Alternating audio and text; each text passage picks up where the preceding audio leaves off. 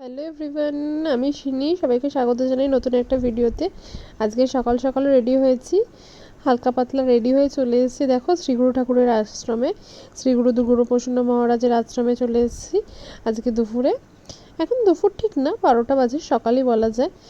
এটা হচ্ছে দেখো আমাদের আশ্রমের নাট মন্দিরে গুরুদেবের 39তম ভক্ত সম্মেলন হয়েছে, তখন আসতে পারিনি, তারপরে এসেছি, কারণ এবারে আমরা টিকিট পাইনি, বাইরে থেকে সবাই এসেছিলো। আর এখানে দেখো যাদের প্রসাদ গ্রহণ করা হয়ে গেছে, অলরেডি কয়েক ব্যাচ প্রসাদ গ্রহণ করে নিয়েছে। আর 12টায় ওদিকে মন্দির বন্ধ হয়েছে, তো প্রসাদ গ্রহণ করে অনেকে বিশ্রাম নেয় এখানে। আমরা এবার যাব প্রসাদ গ্রহণের দিকে। আর প্রসাদ গ্রহণ করতে গিয়ে আজকে দেখছি যে হসপিটাল ঘর খোলা রয়েছে। এখানে দেখো গুরুদেবের সেই বিছানা রয়েছে, আর পাশে সেই গুরুদেবের জটা দেখলে অবাক লাগে। আর যে ওষুধ দিতেন সেই আলমারি আছে, তোমাদের জন্য আজকে ক্যামেরাবন্দি করে নিয়েছি। আর পাশেই আছে শিল্পকেন্দ্র, শিল্পকেন্দ্রে আচারের জন্য কাঁচের শিশি ধোয়া হচ্ছিল। দেখতে না ভালো লাগে এইসব জিনিস গিয়ে। তারপরে আমরা খাবারের জন্য, প্রসাদ গ্রহণের জন্য লাইনে দাঁড়িয়ে পড়েছি। মাও গেছে, বাবাও গেছে সাথে আজকে।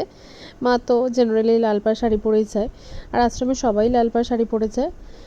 এখনও 12টা বাজেনি দেখো ঘড়িতে। আর এই যে আমরা বসে পড়েছি, এখানে সব খাবার রাখা আছে।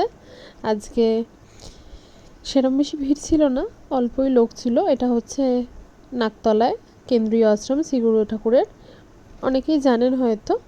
আমরা এবার প্রসাদ গ্রহণের জন্য বসে পড়েছি। আমি আর মা পাশাপাশি বসেছি, যেহেতু মায়েরা একদিকে বাবারা একদিকে বসে। প্রথমে ভাত দিয়ে দিয়েছে, নুন কাঁচা লঙ্কা দিয়েছিল সাথে আবার।